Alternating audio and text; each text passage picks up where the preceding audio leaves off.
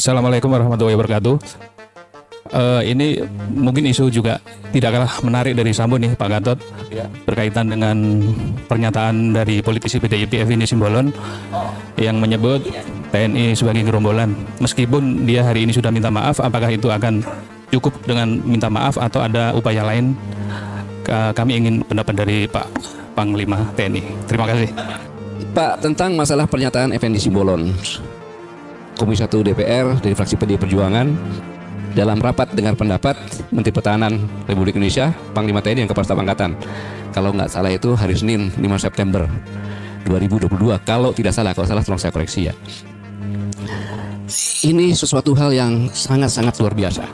Ya, sangat-sangat luar biasa bahwa di tempat yang sangat dipercaya, ya, di gedung DPR Republik Indonesia, disampaikan oleh anggota DPR dalam rapat dengar pendapat yang dihadiri oleh Menteri Pertahanan, waktu diwakili oleh Wakil Menteri, kemudian dihadiri oleh Panglima TNI dengan para asistennya dan Wakil Kepala Staf Angkatan Darat. Selamat datang Profesor dari Turki. Nah, ini jangan dianggap ringan saja. Bukan masalah permintaan maaf, tetapi kata-kata yang dikeluarkan ini sangat luar biasa. Bayangkan di dalam forum terbuka, dan dia minta, kata-kata minta biar didengar oleh publik, biar didengar oleh publik, yang isinya banyak sekali di temuan-temuan ini yang insubordinari, disharmoni, ketidakpatuhan, kayak gerombolan, lebih dari ormas. Lebih dari ormas berarti FPI masih lebih bagus itu, ya kan? Kemudian NU, apalagi Muhammadiyah dan sebagainya, ormas lainnya. Jadi TNI itu sangat rendah. Ini sangat berbahaya karena kesimpulannya bahwa TNI ini sudah propaganda. Ada isu koordinasi, itu suatu yang haram bagi seorang prajurit TNI. Kemudian disharmoni pemimpin-pemimpinnya. Kemudian lagi ketidakpatuhan, kayak gerombolan, lebih ormas. Dan terjadi pembangkangan. Saudara-saudara, ini adalah proses pembusukan Tentara Nasional Indonesia. Saya ulangi, ini ada proses pembusukan Tentara Nasional Indonesia. Sangat luar biasa. Kenapa? Karena pernyataan ini didengar oleh publik, ditayangkan secara live, ya kan? Disebarkan lagi. Bagaimana tentara-tentara di seluruh dunia, negara-negara seluruh dunia melihat, dan pernyataan ini sangat bisa dipercaya karena di tempat yang sangat terhormat dilakukan oleh Yang Mulia anggota DPR dalam komisi yang bertugas untuk mengawasi TNI. Luar biasa ini. Jadi sekarang ini di luar negeri, pesannya, kalau kamu mau nyerang Indonesia sekarang, karena TNI berantakan, propaganda, tidak ada kendali, kayak gerombolan. Itu permasalahan dari luar negeri. Dari dalam negeri menyampaikan kepada rakyat, hei rakyat, jangan kau percaya sama TNI. TNI itu lebih jelek dari gerombolan dari ormas. TNI udah gak ada kendali. Terjadi pembangkangan, disharmonisasi pemimpinnya, gak kompak, tidak patuh sama pimpinan, dan terjadi pembangkangan. Itu TNI sekarang. Sehingga kepercayaan rakyat diharapkan tidak percaya lagi sama TNI.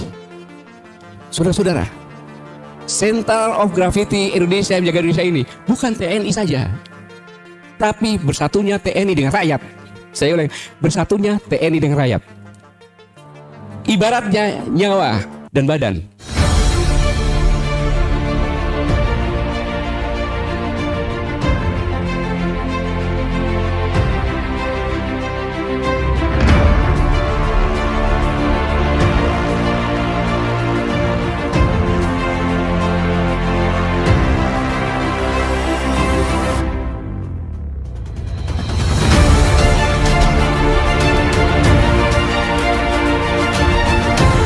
ini mungkin masalah lain Pak.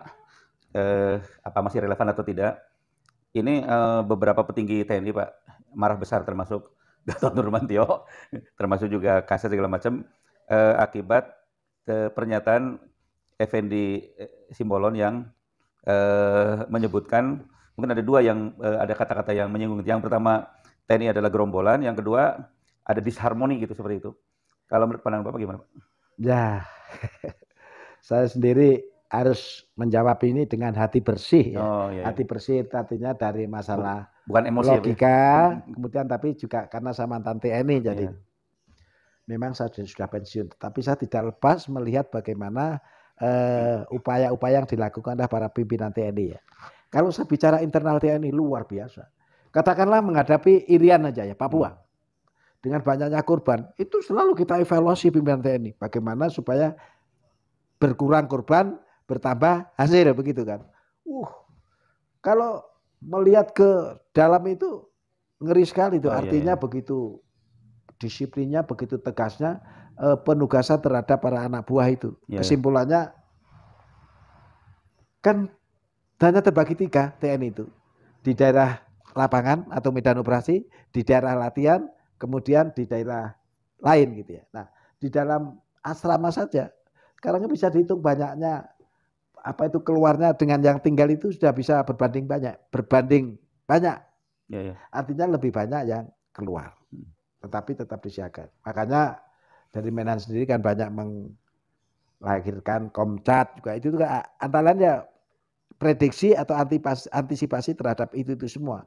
Jadi luar biasa apa yang diupayakan oleh instansi TNI dalam menghadapi setiap ancaman, gangguan, hambatan atau tantangan. Itu internal ya. Nah, sedangkan Effendi Simbolon sendiri bisa saja bagaimana sebelumnya kondisi dia, terus kemudian saat itu. Tetapi yang jelas kumpulan dari itu semua mengeluarkan pendapatnya dia memang yang tidak layak. Loh, arti TNI dengan gerombolan itu jauh sekali. Jauh sekali.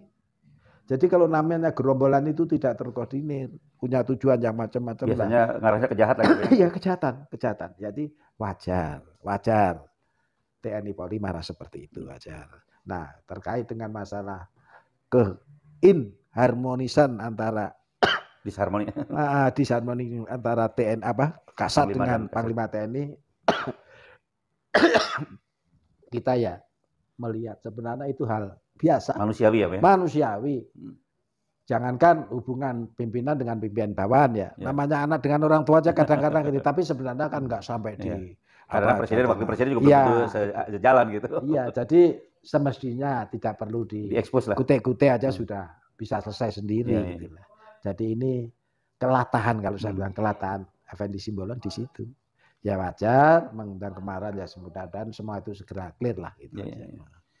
Pak, kalau menurut Bapak Pak, TNI sekarang sepertinya, tapi maaf nih kalau saya salah Pak, TNI itu jadi seperti apa? Kalau dulu kan waktu zaman Pak Harto itu ya, TNI begitu perkasa gitu, perkasa begitu berwibawa gitu. Tapi sekarang ini apakah ini ada unsur kesengajaan Pak? Sepertinya direduksi gitu, ininya apa? Kekuatannya itu seperti itu. Di zaman ini ada kesengajaan nggak gitu? Jadi begini ya, TNI Polri itu mempunyai pertimbangan masing-masing. Jadi rumusnya adalah masing-masing tentang kekuatannya. Kapan disiapkan dan kapan dibentuk atau kapan seberapa diperlukan kekuatan TNI itu pertimbangannya beda dengan Polri. Karena Polri menghadapi Kamtipmas sehingga perimbangan Polri kalau masyarakat sekian juta, Polrinya berapa itu sudah ada rumusnya, rumus ideal ya. Sehingga wajar-wajar saja kalau polisi itu bisa bertambah. Hanya di sini mestinya tidak diimbangi dengan persenjataan. Karena sekali lagi polisi itu sipil, non kombatan. Mungkin hanya orang-orang tertentu yang dibekali senjata. Nah, sekarang kalau namanya Brimob itu segitu banyak senjatanya, bukan pasukan khusus lagi, masih pasukan umum, bukan khusus lagi. Nah, itu yang ini kan.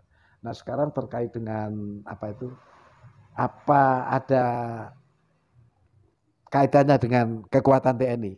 Jadi sekali lagi TNI itu kekuatan selalu dihadapkan pada hakikat ancaman. Relatif ya. bagaimana supaya bisa meminimalisir ancaman, hambatan, gangguan dan tantangan itu. Makanya di sana dibentuk, jadi ada yang senjata diawai, ada yang memang orang yang dipersenjatai, jadi awak yang dipersenjatai. Pasukan-pasukan ke infanteri itu apa itu? Orang yang dipersenjatai. Jadi awak yang dipersenjatai. Tetapi kalau seperti angkat lalu di kapal atau tank itu senjata yang diawai. Jadi menunjukkan senjata tapi diawai oleh orang. Jadi itu lihat apa ya? Ke frekuensi hakikat ancamannya. Nah kalau polisi kan tidak. Tetapi harus diakui bahwa polisi jangan menyamakan. Selalu sering saya sebut ada Hankam, ada Kamtipmas. Kamnya itu enggak sama. Kalau kita bicara Hankam, keamanan negara. Tapi nama Kamtipmas itu keamanan terhadap ketertiban masyarakat.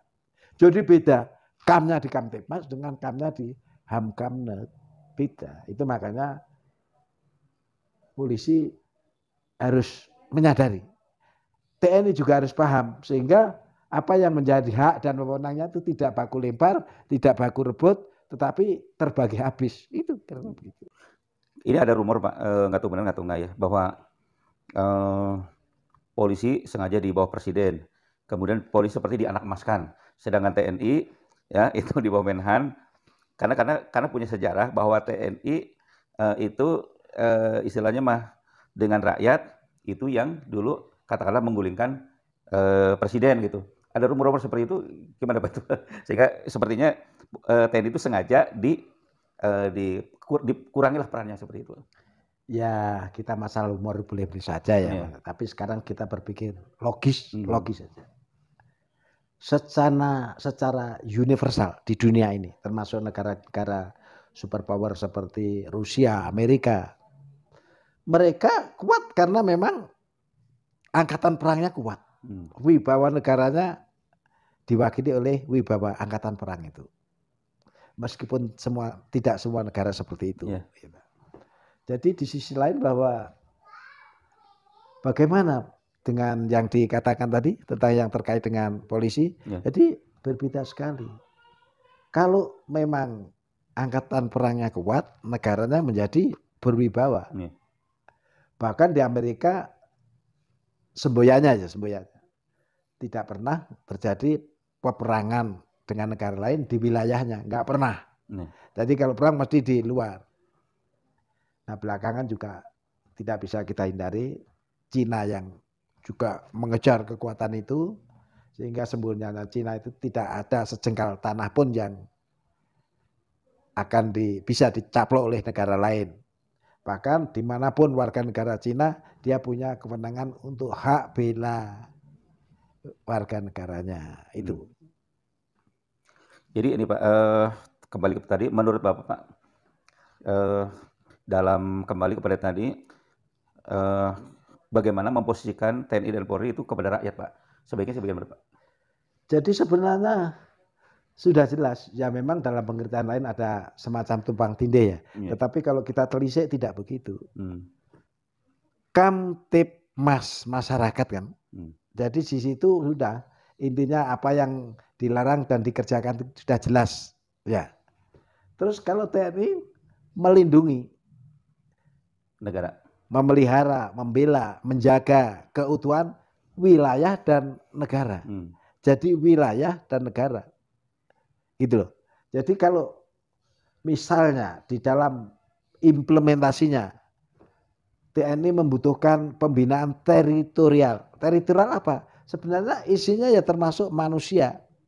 Jadi manusia satu dibina oleh TNI untuk terkait arahnya tugas TNI, termasuk pembinaan teritorial tadi. Tetapi kalau oleh polisi, dibina oleh polisi untuk katakanlah menghindari kesalahan-kesalahan, mencegah kesalahan-kesalahan untuk tunduk pada hukum-hukum. Jadi dalam sasaran yang sama, tetapi objek yang dilakukan berbeda. Jadi kalau saya katakan tumpang tindih yang enggak. Tetapi memang ada pembagian tugas wilayah masing-masing. Intinya begitu. Baik Pak, terima kasih atas kesempatan yang telah diberikan. Sahabat sekalian, insya Allah ada beberapa topik yang telah kita bahas tadi ya. Mudah-mudahan kita pada hari ke depan ini ada mendapatkan sesuatu yang baik, terutama kita berdoakan kepada para pengunjuk rasa demo, mudah-mudahan mereka bisa berhasil ya. Mungkin di sini apa mungkinnya itu untuk BBM turun ya Pak? Kalau BBM tidak turun seperti apa? Tuntutan mereka itu kalau BBM tidak turun maka Jokowi yang harus turun itu. Ya jelas, itu yang saya katakan tadi, karena memang semakin parah penderitaan yang dirasakan oleh rakyat. Semua itu kan ada batasnya kan? Iya, iya. Batas kemampuan ada, batas kesabaran juga ada. Udah itu aja kuncinya.